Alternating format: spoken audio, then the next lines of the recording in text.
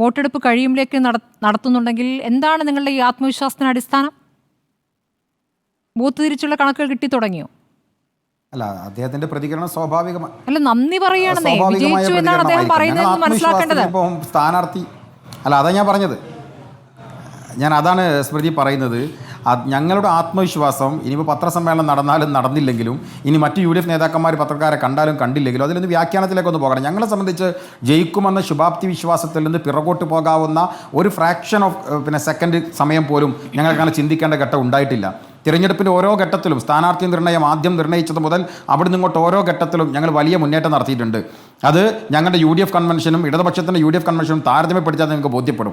ഞാൻ മറ്റൊരു കാര്യം കൂടി സൂചിപ്പിക്കുന്നത്, ഇവിടെ ഇപ്പോൾ സാധാരണഗതിയിൽ ശാന്തനായി സംസാരിക്കുന്ന എൻ്റെ സുഹൃത്ത് ശ്രീ അരുൺകുമാർ, ഞാൻ KK ലതിക ഇട്ടൊരു പോസ്റ്റിനെ കുറിച്ച് ചോദിച്ചപ്പോൾ വല്ലാണ്ട് പൊട്ടിത്തെറിക്കുന്നത് കണ്ടു. ഞാൻ അദ്ദേഹത്തിൻ്റെ ശ്രദ്ധയിൽപ്പെട്ടില്ല എന്നാണ് അദ്ദേഹം പറഞ്ഞത്. അത് ശ്രദ്ധയിൽപ്പെട്ടിട്ടുണ്ടാകും, ഇപ്പോൾ ഈ സമയത്തിനകത്ത് താങ്കൾ ശ്രദ്ധിച്ചിട്ടുണ്ടാകും എന്ന് ഞാൻ വിചാരിക്കുകയാണ്. അതുപോലെ തന്നെ നിങ്ങൾ ചോദിക്കുന്ന ഒരു ചോദ്യമുണ്ട്, ഈ കോൺഗ്രസ് VV പ്രകാശിൻ്റെ കുടുംബം, ആ കുടുംബവുമായി ബന്ധപ്പെട്ട് വിവാദം ഉണ്ടാക്കാൻ ശ്രമിക്കുന്നു. സ്ഥാനാർത്ഥികൾ അദ്ദേഹം അവരുടെ വീട്ടിൽ പോകുന്നു, സ്വാഭാവികമാണ്, എല്ലാവരും വീട്ടിൽ പോവാറുണ്ട്. അതിൽ ചാനലുകളുമായി കൊണ്ടുപോവുക, എന്നിട്ട് അവരുടെ വോട്ട് അവർക്ക് എന്തെങ്കിലും വിമ്മിഷ്ടം കൊണ്ട് വരുത്തി തരും. ഇന്ന് വളരെ കൃത്യമായി VV പ്രകാശിൻ്റെ ഭാര്യയും മകളും വളരെ കൃത്യമായി മുഴുവൻ മാധ്യമങ്ങളെ നിർത്തി പറഞ്ഞില്ലേ, UDF ജയിക്കണം, ഈ സ്ഥാനാർത്ഥി ജയിക്കണം, ഞങ്ങൾ കോൺഗ്രസ്സുകാരാണ്, ഞങ്ങളെ ജയിക്കേണ്ടതുള്ളൂ. ഏതെങ്കിലും ഒരു സംശയം ഉണ്ടായി? ഒരു സംശയം ഞാൻ പറയട്ടെ, ആ കാര്യം അവിടെ കിടന്നോട്ടെ, ഞങ്ങൾക്ക് തർക്കമില്ല.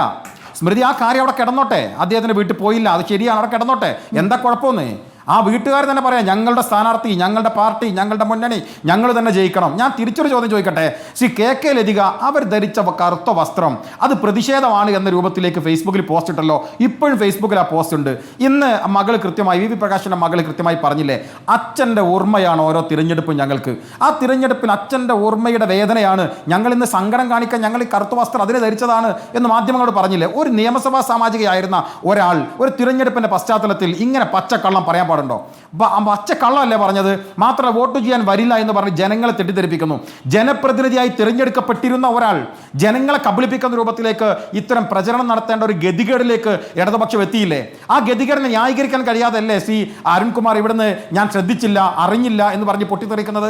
ഞാൻ പറയുന്നത്, നിങ്ങൾ സകലമാന അടവ് ഉപയോഗിച്ചു, എന്നിട്ടും ഇത് അദ്ദേഹം അവസാനം അരുൺകുമാർ പറയാണ്, പിണറായി സത്തെ ഞങ്ങൾ ഉപേക്ഷിച്ചു. സ്മൃതി, ഈ ചാനലിൽ ഞാൻ ഇന്നിരിക്കുമ്പോൾ ചോദിക്കട്ടെ, ഏതെങ്കിലും ഒരു ഘട്ടത്തിൽ പിണറായി വിജയനെതിരെയുള്ള ആരോപണങ്ങൾ അല്ലെങ്കിൽ പിണറായി വിജയൻ ഈ സർക്കാരിന്റെ വിലയിരുത്തൽ നിന്ന് ഞങ്ങൾ പിറകോട്ട് പോയോ? ആരാ പിറകോട്ട് പോയത്? 8 സമ്മേളനങ്ങൾ UDF LDFിന്റെ പ്രചരണ കൺവെൻഷന് തുടക്കം, അങ്ങനെ 9 സമ്മേളനങ്ങളിൽ പ്രസംഗിച്ച പിണറായി വിജയൻ എവിടെയെങ്കിലും ഒരു വാചകം എന്റെ ഭരണകൂടത്തിന്റെ, ഞാൻ 9 വർഷക്കാലം ഈ കേരളം ഭരിക്കുമ്പോൾ ഒരു ഉപതെരഞ്ഞെടുപ്പ് അല്ല, വികസന നേട്ടങ്ങൾ അവർ പറയുന്നുണ്ട്, വികസന കോട്ടങ്ങൾ ഞങ്ങൾ പറയുന്നുണ്ട്. ധൈര്യം ഉണ്ടായിരുന്നുവെങ്കിൽ, ഇപ്പോൾ അരുൺകുമാർ ഇവിടെ പറഞ്ഞ പോലെ പിണറായി സത്തെ UDF ഉപേക്ഷിച്ചു എന്ന് പറയുന്ന നിങ്ങളുടെ കമന്റിനെ ചോദിക്കുന്നത്, അങ്ങനെ ആത്മധൈര്യം നിങ്ങൾക്ക് ഉണ്ടായിരുന്നുവെങ്കിൽ നിങ്ങൾ പറയണ്ടേ, ഇത് എൻ്റെ ഭരണകൂടത്തിന്റെ വിലയിരുത്തലായിരുന്നു എന്ന് പറയാൻ സാക്ഷാൽ പിണറായി വിജയന് കഴിയണ്ടേ? അത് കഴിഞ്ഞിട്ടില്ലല്ലോ. ഞങ്ങൾ ആദ്യാവസാനം വരെ ഈ സർക്കാരിന്റെ ജനവിരുദ്ധയെ ചർച്ച ചെയ്തത്. ഇപ്പൊ ഇദ്ദേഹം വന്നിട്ട് പറയാം പിണറായി സ ഞങ്ങൾ എവിടെയോ ഉപേക്ഷിച്ചു. ഞാൻ പറയുന്ന അരുൺകുമാറിന് വിഷയമില്ലാത്തതിന്റെ ഒരു ദാരിദ്ര്യമാണ് ഈ ചർച്ചയിൽ ഞാൻ കാണുന്നത്. അത് അരുൺകുമാറിന്റെ വ്യക്തിപരമായ പ്രശ്നമല്ല. ഇടതുപക്ഷത്തിന്റെ ഏത് പ്രതിനിധി ചർച്ചയ്ക്ക് വന്നിരുന്നാലും വിഷയദാരിദ്ര്യമുണ്ട്. KK ലതികയുടെ പോസ്റ്റ് അവർ കാണൂല, അവർ VV പ്രകാശിന്റെ മകളുടെ പ്രതികരണം അവർ കേൾക്കൂല. ജനങ്ങൾ മുഴുവൻ ഈ സർക്കാരിനെതിരെ പറയുന്ന ശബ്ദം അവരുടെ കാതിലെത്തൂല. അവർ പകരം ഇങ്ങനെ പറഞ്ഞുകൊണ്ടിരിക്കും. എന്തായാലും 2 ദിവസം കഴിഞ്ഞാൽ അദ്ദേഹത്തിന്റെ ഈ പറച്ചിലുകൾക്ക് പിണറായി സത്തെ ഉപേക്ഷിച്ചോ, പിണറായി സത്തെ ജനങ്ങൾ സ്വീകരിച്ചോ എന്നതിനെ കുറിച്ച് വ്യക്തമായ ഉത്തരം വരും. ഒരു കാര്യം ഞങ്ങൾ ഉറപ്പിച്ച് പറയാം, ഞങ്ങളുടെ നേതാക്കന്മാരും ഞങ്ങളുടെ പ്രവർത്തകന്മാരും ഒരു ഘട്ടത്തിലും ആത്മവിശ്വാസം ചോർന്നു പോകുന്ന ഒരു കാര്യവും ഞങ്ങൾക്കുണ്ടായിട്ടില്ല. നോക്കൂ, നിങ്ങൾ അപ്പുറത്ത് മൂന്നാമതൊരു സ്ഥാനാർത്ഥിയായി അൻവർ വരുമ്പോഴും വന്നതിന്റെ പേരിലോ അദ്ദേഹം പിടിച്ച വോട്ടിന്റെ പേരിലോ ഞങ്ങൾക്ക് അശേഷം ആശങ്കയില്ല. അത്രയും കോൺഫിഡന്റിലാണ് ഈ തെരഞ്ഞെടുപ്പിനെ ഞങ്ങൾ നേരിട്ടത്. പോളിംഗ് കഴിഞ്ഞ ശേഷം അൻവറും കൂടി ഉണ്ടായിരുന്നെങ്കിൽ കിട്ടുമായിരുന്ന ഭൂരിപക്ഷം വലുതായേനെ എന്നായിരുന്നല്ലോ നിങ്ങൾ പറഞ്ഞുകൊണ്ടിരുന്നത്. ഇപ്പോൾ അതിന്റെ ആവശ്യമില്ല, അത് വേണ്ടി വന്നില്ല എന്ന വിലയിരുത്തലേക്ക് നിങ്ങൾ എത്തിയോ?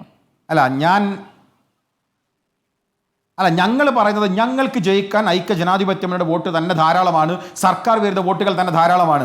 ഇനി അൻവറിന് കിട്ടിയ വോട്ടുണ്ടോ? ഇടതുപക്ഷമാണ് വിലയിരുത്തേണ്ടത്. ഈ വോട്ടുകൾ എന്തുകൊണ്ട് അൻവറിന് കിട്ടി, ഞങ്ങളുടെ പെട്ടിയിൽ എന്തുകൊണ്ട് വോട്ട് ചോർന്നു പോയി, അത് അരുൺകുമാറും അനുകുമാറിന്റെ പാർട്ടിയും മറ്റന്നാൾ കഴിഞ്ഞാൽ വിലയിരുത്തേണ്ട കാര്യമാണ്. അതിൽ ഞങ്ങൾ കമന്റ് ചെയ്യേണ്ട കാര്യമില്ല. ഞങ്ങളെ സംബന്ധിച്ച് ഞങ്ങൾ സുരക്ഷിതമായ ഒരു ലാൻഡിംഗ് ഈ തിരഞ്ഞെടുപ്പിൽ നടത്തിയിട്ടുണ്ട്. അത് 2 ദിവസം കഴിഞ്ഞാൽ തിരഞ്ഞെടുപ്പിന്റെ റിസൾട്ടിലൂടെ പ്രതിഫലിക്കുമെന്ന ആത്മവിശ്വാസം തന്നെയാണ് ഞങ്ങൾ മുന്നോട്ട് നയിക്കുന്നത്.